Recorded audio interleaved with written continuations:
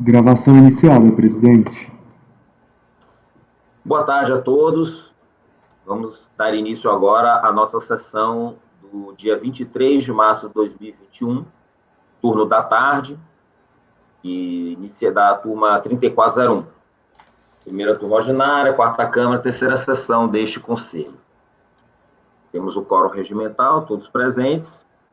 Iniciaremos a nossa votação, nosso julgamento hoje à tarde com o item 60 da pauta. Companhia Cacique de Café Solúvel, item 60 e 61, mesmo recorrente, e relatoria do doutor Oswaldo Castro. Passo a palavra. Bom, os dois processos são iguais, e o que nós vamos discutir? Insumos e outros créditos às contribuições não cumulativas, tá? Quais são as rúbricas? Comissão de corretagem, acessórios de pagamento para pessoa física, vestuário, vale transporte, vale alimentação, frete de venda, mais frete de venda de exportação, algumas rúbricas atreladas ao frete, que é o THC e o ISPS, que vai ficar já claro o que significa, e sobre correção de crédito de pedido de ressarcimento de PIS e COFINS que não foi analisado pela Receita Federal, nos termos da súmula 125 CARF e do RESP 1767945 do Paraná, do STJ. Vou passar diretamente para o voto e diretamente para o item 2.1. Vou começar do começo, até porque eu falo bem pouco sobre o conceito de contribuições. Recorrente fiscalização, debate sobre o conceito de insumos das contribuições, tema que, pela frequência em que é abordado por esta casa, não demanda longas digressões. Essencial, imanente ou relevante, importante para a qualidade do processo produtivo, a contraprestação ao dispêndio pode ser qualificado como insumo. Caso contrário, não. Tudo nos termos de precedente vinculante do Tribunal de Cidadania, sim. Assim, de plano, as glosas sobre aquisições de material de limpeza expediente, outros materiais de consumo, serviços de segurança e vigilância, serviços de conservação e limpeza, outros serviços de terceiros, treinamentos e gastos gerais devem ser mantidas, visto que trata-se de despesas administrativas não relacionadas por vínculo de essencialidade ou relevância no processo produtivo de café. A única coisa que eu não disse no relatório é que, como indica o nome, é uma empresa cafeeira, tá? Cacique Produtora de Café, chama. É claro que em algumas dessas rúbricas, treinamento, segurança, vigilância, conservação e limpeza, seria possível a concessão do crédito, desde que demonstrado que, para atividade ou nas circunstâncias específicas da recorrente, tais dispêndios são importantes. Exemplo, para evitar perdas ou furtos, ou melhorar a produtividade fabril, ou a qualidade do insumo, ou do produto final. Porém, o simples argumento genérico de composição do custo fabril é insuficiente para a concessão do crédito. Então, aqui eu estou negando também por insuficiência probatória. O mesmo se diga com relação à aquisição de materiais químicos e de laboratório. O número de precedentes sobre o tema do agronegócio nesta turma permite imaginar a relevância do laboratório no processo produtivo da recorrente, quer na análise do grão, quer para ajuste nas condições de temperatura e pressão dos silos ou peneiras, e mesmo na análise da qualidade do produto final. Porém, a mesma cultura adquirida permite imaginar situações em que o laboratório agroindustrial é utilizado para P&D, pesquisa e desenvolvimento, em que não há direito à concessão do crédito. Isso porque as análises de pesquisa e desenvolvimento são destinadas ao fabrico de produtos hipotéticos, inexistentes, sem um processo produtivo definido. No entanto, não cabe a esta casa, ou à fiscalização, imaginar cenários em que os materiais de laboratório são utilizados. Em se tratando de pedido de crédito, cabe à recorrente demonstrar qual atividade laboratorial que demandou a aquisição dos materiais. Como não fez, a glosa deve ser mantida. Pois bem, a recorrente defende que comissão de corretagem compõe o custo do produto, posto que, sem ela, impossível a aquisição de seus insumos, na forma em que narra ter demonstrado a fiscalização local. Corretagem é contrato típico de intermediação, em que o contratado, corretor, obriga-se a obter para o contratante, comitente, um ou mais negócios conforme as instruções recebidas. Assim diz o artigo 722 do Código Civil. Portanto, a corretagem é a obrigação acessória ao contrato principal, no caso de compra e venda de mercadorias. A contratação da corretagem difere da contratação do negócio principal. São duas relações jurídicas absolutamente díspares. De um lado, comitente e corretor contratam a intermediação do negócio. De outro, comprador e vendedor, se tratamos de compra e venda, contratam a transferência da propriedade de um bem. E assim sendo, o valor pago a título de comissão da corretagem não compõe o custo do produto adquirido. Por sinal, a própria recorrente segrega em planilhas os valores pagos a título de corretagem e aqueles pagos pelo negócio principal. Copio e colo as planilhas. Menor probabilidade de êxito da tese da recorrente caso as comissões estivessem embutidas no valor das mercadorias, porquanto ou a recorrente, enquanto compradora, seria comitente, então haveria a concessão do crédito de duplicidade, porque se ela é comitente e está no preço do produto, ela conseguiu uma vez no valor do produto e uma segunda vez na própria comissão. Ou a comitente é a vendedora, e aí a recorrente estaria pleiteando crédito de serviço de corretagem, que ao fim e ao cabo foi adquirido por outrem, o vendedor. Ademais, o caráter acessório do contrato de corretagem demonstra que, regra geral, ele é dispensável, podendo o negócio principal ser realizado diretamente entre as partes interessadas. E assim sendo, e tendo em vista que não há nos autos qualquer prova da necessidade de contratação do corretor, ao contrário do que alega a recorrente, de rigor a manutenção da glosa, como já se decidiu essa turma em caso semelhante ao qual eu cito. A expressa proibição legal de creditamento de dispêndios com mão de obra contratada de pessoa física, artigo 3º, parágrafo 2º, inciso 1 da Lei 10.637/02 e 10.833/03. A norma em questão dispõe valor de mão de obra pago e não remuneração, salário ou honorários. Logo, nesse conceito amplo, inclui-se o valor pago a título de alimentação, cesta básica, vale transporte e assistência médico-odontológica. Não se desconhece que o inciso 10 do artigo 3º das leis 10.637 e 10.833 permite o creditamento com as despesas com vale transporte, vale refeição ou vale alimentação, fardamento ou uniforme. Entretanto, desde que a pessoa jurídica beneficiada explore as atividades de limpeza, conservação e manutenção, o que não é o caso da recorrente.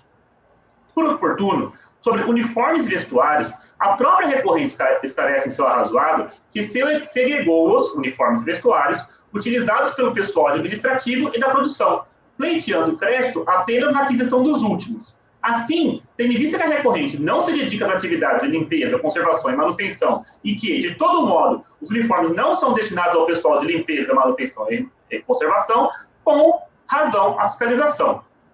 Há, claro, possibilidade de concessão de créditos na aquisição de uniformes para funcionários de pessoas jurídicas que se dediquem às outras atividades. Contudo, para tanto, deve o contribuinte esclarecer a essencialidade ou relevância do uniforme para o processo produtivo e, no caso ilícito, a prova foi deixada à láteri pela recorrente. Vamos continuando. Nos termos de inúmeros precedentes desta Casa, inclusive de precedente vinculante do Superior Tribunal de Justiça, equipamentos de proteção individual são relevantes ao processo produtivo. Logo, a sua aquisição traz consigo o direito aos créditos da contribuição, devendo a glosa ser revertida. Prossigo. A fiscalização glosa a títulos de despesa de exportação, pagamentos feitos para agência de navegação, a títulos de fretes, THC, liberação de container e ISPS charges. Por expressa disposição legal, despesa com frete de venda é passível de creditamento. Em se tratando de exportação, evidentemente que o frete de venda é internacional. Contudo, o serviço de frete internacional goza de isenção, descrita no inciso isenção das contribuições, descrita no inciso 5º e parágrafo 1º do artigo 14 da medida provisória 2158/35. Destarte, resta vedado o creditamento, ex via artigo 3º, parágrafo 2º, inciso 2 da Lei 10.833. THC são despesas dos terminais com a movimentação das cargas, Terminal Handling Charges, em seu interior. Isto é, o veículo transportador, caminhões ou mesmo dutos, chega ao terminal, após o terminal desloca o produto para dentro do navio, que ao final é transportado no navio para fora do país. Assim, o THC não é frete, tal qual o serviço de empilhadeira que carrega os caminhões não se confunde com o serviço de frete. E não é essencial ou relevante ao processo produtivo da recorrente, é essencial ao frete, e não ao processo produtivo de café. Aliás, o THC é exigido pelos terminais dos transportadores, armadores e suas agências, e esses últimos repassam ao usuário, importadores ou exportadores, os custos da movimentação. Desta forma, o THC sequer é despende da recorrente, tornando impossível o creditamento. As considerações acima são, em larga medida, extensíveis às despesas com liberação do conhecimento, autorização para embarque e desembarque e ISTS, custo de medidas de segurança extraordinárias fixadas por emenda no SOLAS, que devem ser adotadas por armadores e terminais de transporte de carga. Ambas não são frete de venda e não são suportadas pela, mas repassadas para a recorrente. Por fim, a fiscalização negou o direito ao crédito da recorrente para parte das aquisições de combustíveis e lubrificantes, especificamente álcool, gasolina e diesel. Tal ocorreu, pois ao contrário dos combustíveis e lubrificantes descritos na conta contábil 2 destinados a insumos, álcool, gasolina e diesel estão na conta contábil 3, em que estão contidos os dispêndios adquiridos de pessoas jurídicas. A recorrente, em sua defesa, destaca que, em procedimentos anteriores, a fiscalização concedeu um totum nos créditos para combustíveis e lubrificantes, vez que reconheceu que, consumidos na manutenção de máquinas e equipamentos utilizados na fabricação de produtos destinados à venda ou aplicados diretamente na fabricação de produtos e mercadorias destinados à venda. Do mesmo modo que nos processos anteriores apontados pela recorrente, a fiscalização concedeu neste processo os créditos de combustíveis e lubrificantes aplicados no processo produtivo. Leia-se o descrito na conta contábil 2.5. A diferença desse processo para os outros é que aqui a fiscalização identificou que parte dos combustíveis e lubrificantes não são usados no processo produtivo. E, tendo em mente que a recorrente não trouxe qualquer argumento, e menos ainda prova, a apontar a essencialidade e relevância dos combustíveis inscritos na conta contábil 3.11, não há respaldo fático para a concessão do crédito. Ao final, a recorrente pleiteia a correção monetária de seus créditos pela Selic, tese que encontra guarida em repetitivo do Tribunal da Cidadania, como reconheceu essa turma por unanimidade de votos em acordo recente, de outubro de 2020, da lavra do conselheiro Lázaro, o qual replico a ementa, vez que de elevada sabedoria e capacidades de síntese como razões de decidir. Que é justamente aquela questão que o Lázaro identificou, que a súmula 125 do CARF, ela foi superada, em parte, pelo repetitivo do Superior Tribunal de Justiça, que determinou especificamente a correção também dos créditos de PIS e COFINS. Cito aí a ementa para quem quiser ler. Assim, considerando que trata-se de pedido de restituição de contribuições sem a compensação vinculada, de rigor a concessão da correção monetária dos créditos da recorrente pela Selic a partir do 361º dia após o protocolo do PER. Pelo exposto, admite, por quanto tempestivo, com esse recurso voluntário, dando o parcial provimento para reverter as glosas sobre aquisição de equipamentos de produção industrial, bem como para conceder a correção monetária dos créditos pleiteados pela recorrente pela Selic, a partir do 361º dia após o protocolo do PER, como voto. Obrigado, conselheiro Oswaldo. Fernanda, com a palavra. Não, só para destacar, eu vou acompanhar o relator, parabéns, está muito bom o voto, sempre, né, em sumo, sempre é um desafio a gente manter um voto organizado e claro, e está muito claro. Só para deixar claro a questão da corretagem, que eu até estava comentando mais cedo da questão de algumas posições que a gente vai mantendo ao longo do tempo, né? No meu primeiro voto aqui no CARF, eu defendi a possibilidade de corretagem, mas para casos em que seja comprovado que você não tem acesso a esse insumo, né, a matéria-prima necessária para o seu processo produtivo de forma clara, que é o caso, que, na minha opinião, da indústria de couro, né, porque o couro ele não é vendido como principal insumo pelos produtores, né, ele é, na verdade, o que sobra da produção. Então, assim, o corretor acaba sendo relevante no sentido de você conseguir acesso àquela matéria-prima na qualidade e no montante que você precisa. Não é o caso aqui. Então, só para deixar claro que o meu posicionamento é um pouco diferente do resto da turma. O João também tinha esse posicionamento, mas nesse caso aqui eu acompanho o relator. Marcos?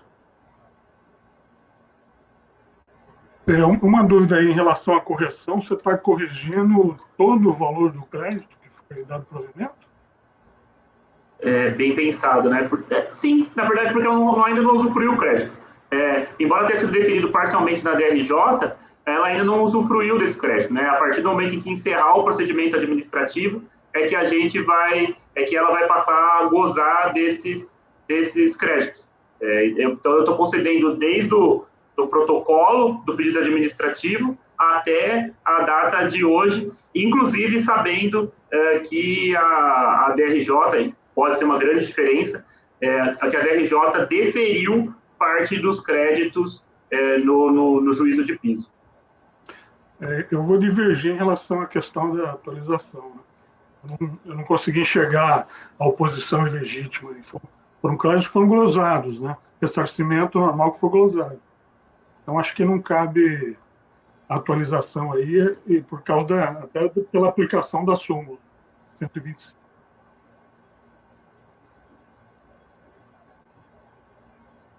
Em relação à súmula, Marcos, acho que o Felipe, que estava acompanhando mais a gente, acho que o Marcos não pegou nenhum processo relacionado a esse. Tivemos decisão do STJ em repetitivo, que também é de observância obrigatória, em que ele fez um distinguish em relação a essa súmula do CARF. Inclusive, o ministro relator, ele cita expressamente essa súmula, dizendo que ela deve ser interpretada unicamente no sentido do crédito que é passado escrituralmente de um mês para o outro, que não haveria essa correção monetária quando do pedido. Haveria o caso da resistência legítima, já é uma outra questão, que você entende que não há resistência legítima a se configurar o prazo de 60 dias, que aí o crédito ele deixaria de ser escritural e passaria a ser um crédito passivo de correção. A questão é o seguinte, Oswaldo, esse crédito ele foi utilizado em compensação, né? Não, ele não tem nenhuma, pelo menos nesse processo, não tem indicação de nenhuma decomp vinculada. Eu até cito isso especificamente no meu acordo, porque eu também concordo que a partir do momento em que pede a compensação, estanca a mora do fisco, barra a mora do fisco, porque a partir do momento em que há um encontro de contas, o crédito é extinto, não existe mora. Eu tive esse cuidado quando eu fiz a redação até do acordo em que concedi esse crédito, concedi essa correção monetária, especificando o período, né? Você colocou aqui direitinho, mas a minha questão era essa mesmo, era saber se... Então, isso aqui é um pedido de ressarcimento em espécie? Pedido de restituição... Peraí.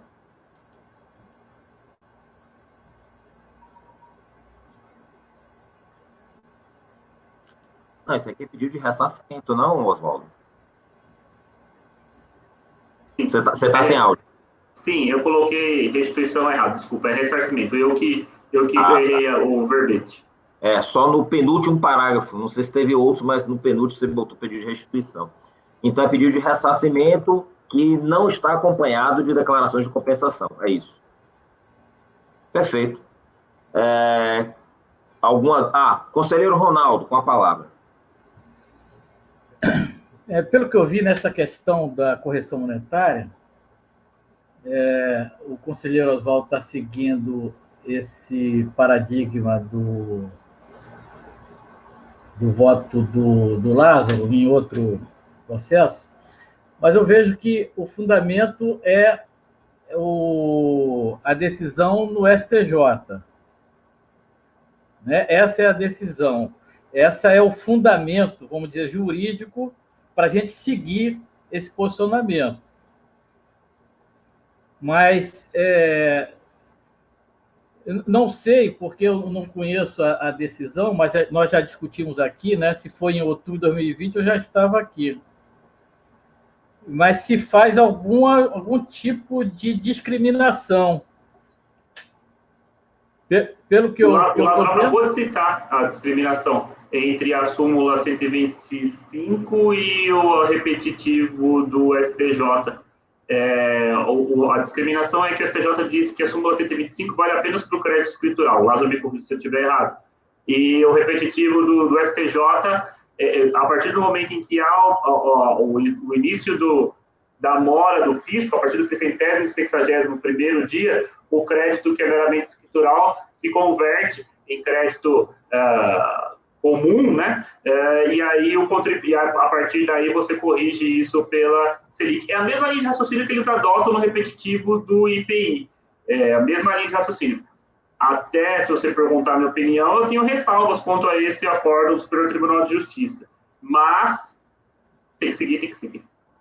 Tem que seguir. Agora, esses 360 dias aí que eles contam, que determina para contar, é a partir de quando que você conta esse prazo? Da data do protocolo do pedido administrativo. Porque se ele fala numa resistência ilegítima, né? O STJ entende que a mora, a não apreciação, configura... O STJ tem o próprio CARF, tem a súmula sobre o tema. Que a própria não apreciação ou a própria não impedimento ao gozo do crédito significa resistência ilegítima. Não tem assim, ele não negou, ele deferiu, tá bom, tá no meu bolso? Não tá, resistência ilegítima. Certo, mas o prazo fatal aí, para a gente contar que já ultrapassou, seria o quê? A decisão da delegacia no despacho decisório, a decisão da RJ, ou o final do processo? O dia exaquó é o 361º dia. O dia exadquem é o dia que cair na conta do contribuinte. Eu sei, mas o final desse prazo, que a gente começa a dizer que já está em mora, é da decisão final, é do trânsito em julgado administrativo? É o dia que ele for executado o julgado. O dia exadquem é o dia que transitou aqui, vão fazer o procedimento de compensação de ofício. Vão analisar os créditos e os débitos dele. Aí vão bater, não tem nada, ou tem alguma coisa que está lá pendente de sensibilidade suspensa. Ficou lá a grana, sobrou um dinheiro ou não fez compensação de ofício com nada. Entrou na fila. Aí ele entrou na fila. O dia que ele receber, para de contar. Entendi. Quer dizer que se a delegacia pegar o processo e decidir em 30 dias, por exemplo, mesmo assim, se as outras instâncias, né, demorarem a tal que a soma disso tudo ultrapasse 360, aí incide a correção. Tal qual. Aliás, acho que no processo administrativo é ainda pior do que no processo judicial. Porque no processo judicial, a parte também tem que pagar a correção monetária e o processo judicial não depende da parte. Aqui nós estamos falando de um processo que depende exclusivamente da administração pública. Então, se alguém deu causa ao atraso, muito provavelmente fomos, assim, de forma genérica, o Estado, né? A gente sabe que não é Estado, que existe hiperlitigiosidade, que existe excesso de recurso, que existe excesso de procedimentos e tal, mas, ao fim e ao cabo, quem comanda o processo administrativo, quem é o dominus litis do processo administrativo, é a própria administração pública. Tá. Esse aqui é um pedido de ressarcimento puro, né? Não tem nenhuma compensação, não. Ok. Com a palavra, Marcos Borges, e logo depois, Luiz Felipe. Você está considerando a resistência ilegítima apenas em relação pela mora na análise do processo, independente do tipo de glosa. Só para entender aqui a situação. Luiz Felipe?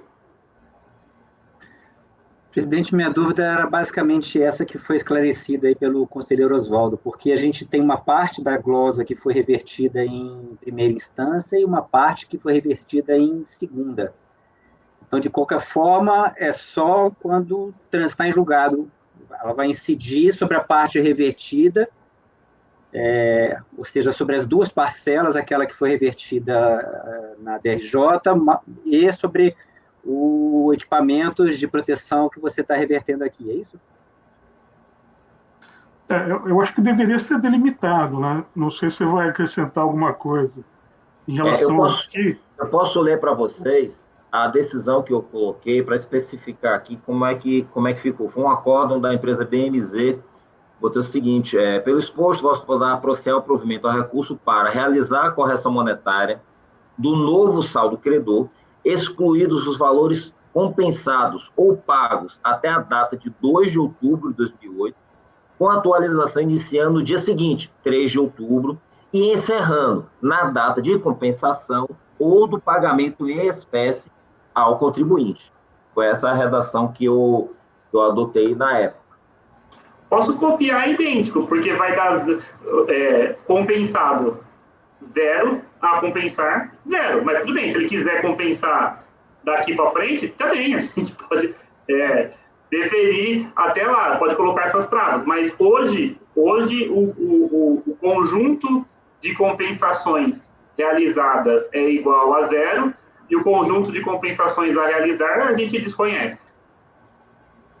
Porque como é pedido de ressarcimento, o que acontece? Ele tem direito ao valor em conta, né? A ser restituído em espécie. Ele pode, opcionalmente, apresentar a declaração de compensação, mas ele pode esperar o dinheiro. Então, a partir do momento que ele pediu, que ele deu entrada com o pé, passou 360 dias, já configura resistência ilegítima. Então, mesmo com a decisão da DRJ, vamos supor, deu entrada no pé, a decisão da DRJ saiu com 350 dias. Não tinha resistência legítima, certo? Só que daí a Receita levou mais 30 dias para depositar essa parte que ele ganhou na DRJ. Você tem 20 dias de correção, porque passou 10 dias, venceu os 360 e a administração não deu o dinheiro dele, não botou em conta. Levou mais 20 dias para fazer isso, então ele tem 20 dias de correção. Se ele apresentou compensação, aí no momento que ele apresenta a compensação, a declaração de compensação, não tem mais que esperar homologação expressa da Receita. Ele já aproveitou o crédito, não há mais nada que se fazer. Pediu a compensação, tá ok, tá tranquilo para ele. Então, em relação a essa questão de ter uma parcela dos créditos concedidos em RJ e outra parcela aqui do CAF, não faz, a meu ver, não vai fazer diferença. O que interessa é como a administração federal vai proceder. Vamos supor, a administração acatou a decisão da DRJ, tem uma parte, mas ainda não se manifestou, ficou esperando a decisão do CAF sobre o restante. Então, daqui a 3 meses que esse dinheiro vai cair na conta do contribuinte. Vai ter que ser corrigido tudo. O que foi dado na DRJ e o que está sendo dado aqui agora. Se a administração não depositou o dinheiro do contribuinte. Mas conta, lembrando, que esse repetitivo diz que os juros só incidem do primeiro dia após os 360. Ou seja, naqueles primeiros 360 dias não tem juro nenhum, não tem correção monetária nenhuma. Bom, claro. Acho que a gente já... Oi, pode não, Ronaldo. Eu concordo. É completamente irrelevante essa outra parte que a DRJ teria concedido. Porque se o início é a partir do 361, o primeiro dia depois do 360, até a execução da decisão definitiva, então não importa se a decisão de uma parte foi antes ou depois. Isso. Bom, já debatemos bastante a matéria, né? Foi bem exaustiva. Vamos colocar em votação. O Marcos, ele quer formular uma divergência. Em que termo seria essa divergência, Marcos? Eu não consegui identificar essa mora aí que caracteriza a oposição ilegítima, então eu vou divergir em relação à atualização dos créditos. Perfeito. Conselheiro Luiz Felipe, como vota? Vou acompanhar, presidente. Ok. Conselheira Fernanda. Conselheiro Ronaldo. Com o relator. Conselheira Fernanda. Com o relator. Conselheiro Marcos apresentou divergência. Conselheira Mariel. Com o relator. Conselheiro Leonardo. Com o relator, presidente. Eu também acompanho o relator.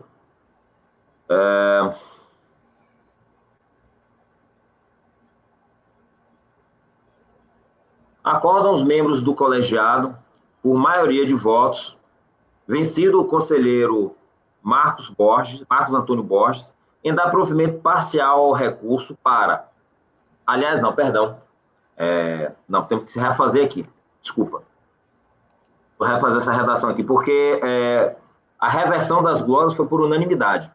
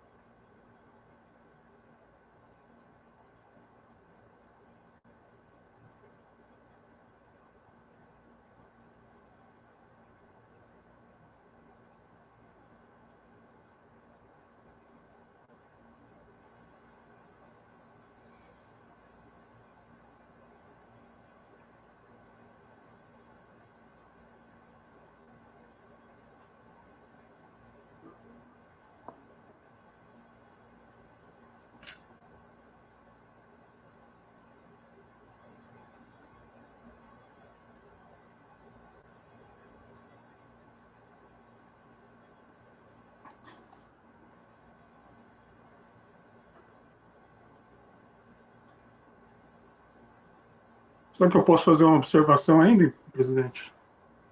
Enquanto... Eu acho que eu já sei qual é. É na redação para colocar aquele negócio de onde coloca o conselheiro vencido, é isso? Não. É em relação ao processo. Sobre o processo. Mas como já votaram, acho que... Agora realmente já foi proclamado, já votamos, infelizmente.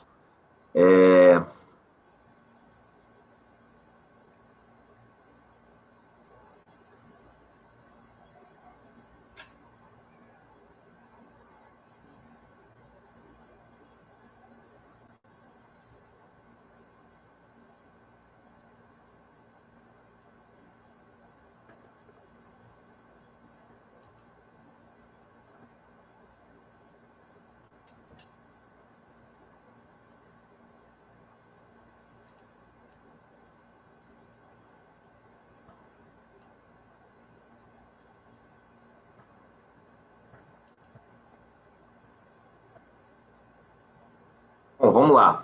A redação ficou a seguinte. Acordam os membros do colegiado em dar provimento parcial ao recurso. 2 pontos. 1. Por unanimidade de votos, para reverter as glosas sobre a aquisição de equipamentos de proteção industrial. E 2. Por maioria de votos, para conceder a correção monetária aos créditos pleiteados pela Selic a partir do 361º dia após o protocolo do PER, vencido o conselheiro Marcos Antônio Borges, que entendeu não ter havido resistência ilegítima por parte da Fazenda Nacional. É isso mesmo? Correto? Ok. Oswaldo, o item 61, ele é igual? Sim. Então, esse mesmo resultado vale para o item 61? Sim. Bom, então, já que está sendo colocado em pauta o outro processo, Sim. eu verifiquei ali nos autos ali daquele processo anterior que o prazo entre o protocolo do PER e a data do despacho decisório deu menos de 360 dias. Vocês estão considerando a mora porque esse prazo se elasteceu? A gente está considerando o prazo total, da data em que foi ao começo do 361º dia e termina no dia em que cai na conta do contribuinte. Tá, mesmo que a reversão tenha sido posterior, no caso agora, na segunda instância. Finda a mora nos mesmos moldes que no processo judicial comum, até porque mora é um assunto que está no Código Civil.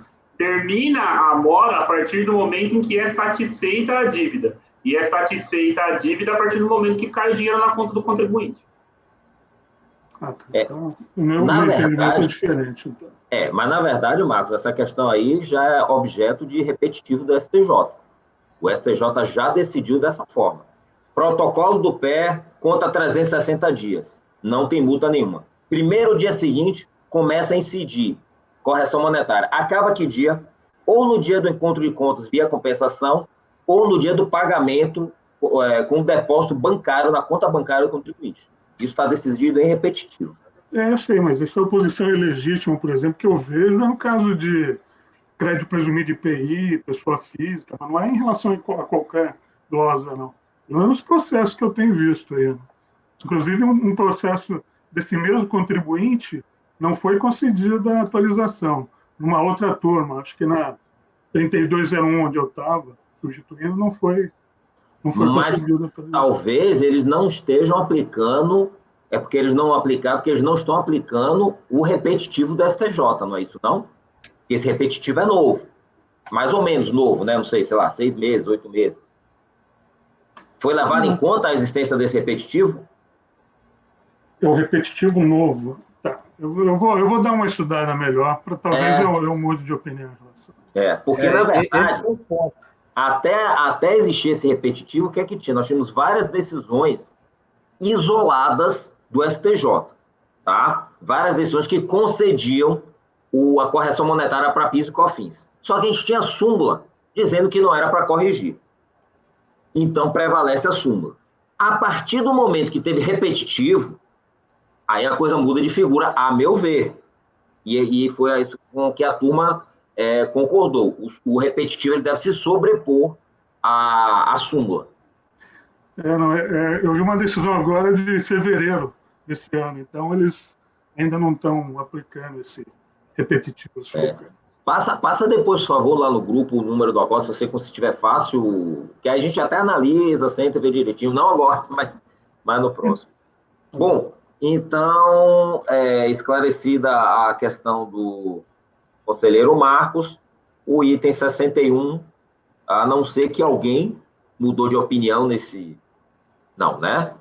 Então, como não houve nenhuma mudança de opinião, vamos permanecer com a mesma decisão para o item 61. Encerrada a votação desses dois itens, nós iremos retornar para o item 1º da tarde na pauta, que é o... Politeno. 37. Item 37 da pauta. Isaías, por favor, você poderia fazer a convocação da doutora Fernanda, por favor? Ok, presidente, irei convocá-la.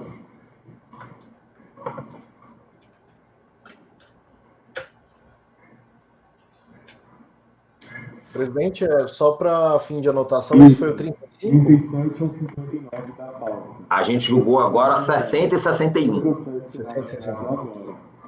6061. A mensagem privada no chat. Itens 37 a 59 da pauta. Doutora Fernanda. Doutor Marcos. Seu processo será na sala. agora. Abraço. Vamos verificar mensagem privada no chat.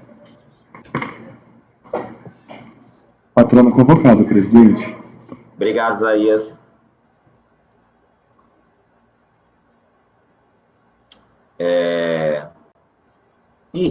Léo?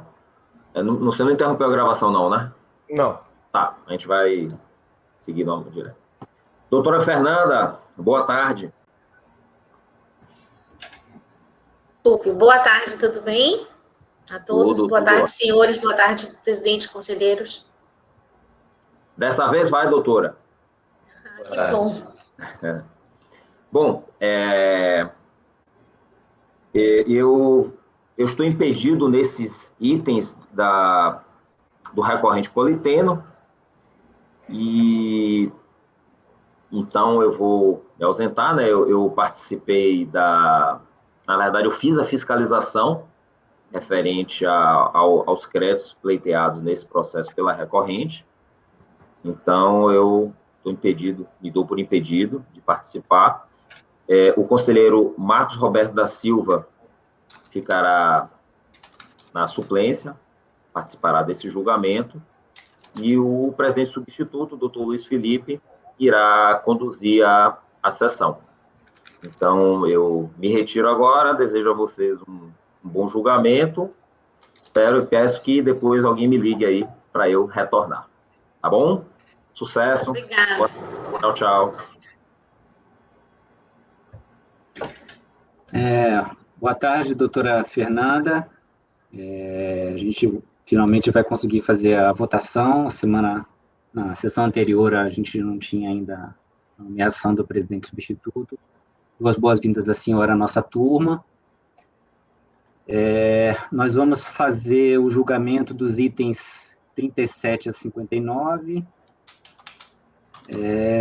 O 37 é paradigma para os processos de 38 a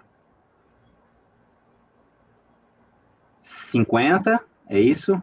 Depois nós temos os processos de 51 a 59, que eu não sei se são todos iguais ou se há alguma diferença. De qualquer sorte, a senhora tem 15 minutos para fazer a sustentação oral, depois da leitura do relatório. A senhora já conhece o nosso procedimento.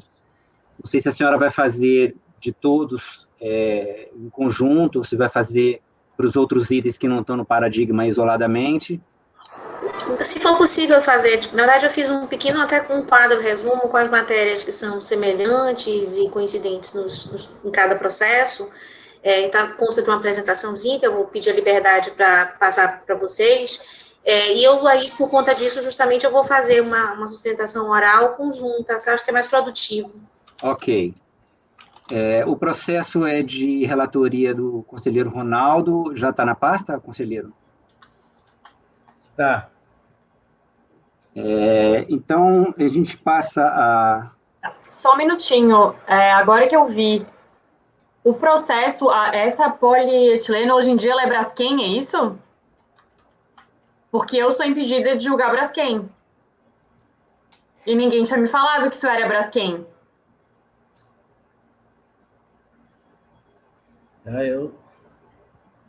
Ai, gente, agora que eu vi.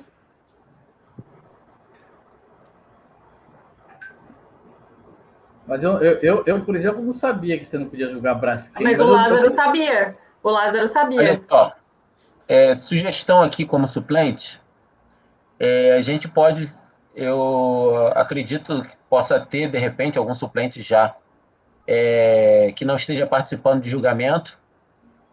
A gente pode só suspender momentaneamente, chama o Lázaro de volta, eu mesmo até tento, enquanto vocês vão julgando, eu tento acionar algum conselheiro suplente dos contribuintes para substituir a doutora Fernanda. Para a gente não perder tempo, para postergar mais um mês de julgamento, eu mesmo me disponho a tentar acionar um outro conselheiro suplente enquanto eu peço desculpas, mas isso me falhou. Eu não sei todos os nomes que a Braskem tinha antes. São muitos mesmo, doutora. O que a gente podia fazer, então, quando a hora que o Lázaro voltar, é julgar tem mais uma sustentação oral, a gente julga a outra enquanto se resolve a questão do suplente. Assim a gente também não fica... Não fica parado, né? Eu posso aguardar o tempo que for necessário. Se quiserem mudar a ordem da pauta, enquanto se aguarda a convocação de algum suplente, eu fico à disposição. Ok, doutora, então, mil desculpas, isso não deveria ter acontecido. Tudo bem, não. Na verdade, a Braskem incorporou muitas empresas, então realmente é impossível acompanhar. Doutora, então a gente vai suspender o julgamento desse processo e a gente volta a convocar a senhora, então, ok? Tudo bem, eu aguardo, tá bom? Muito obrigada, vou sair aqui, aí eu aguardo nova convocação, não é isso? Isso. Tá ok, obrigada. Até logo. Até logo. A gente interrompe a gravação? Eu acho melhor, né, pra gente poder... eu já chamei o Lázaro, ele vai voltar. Ai, gente, desculpa. Ronaldo, talvez vocês não tenham visto, Pode mas assim, interromper a gravação, por favor?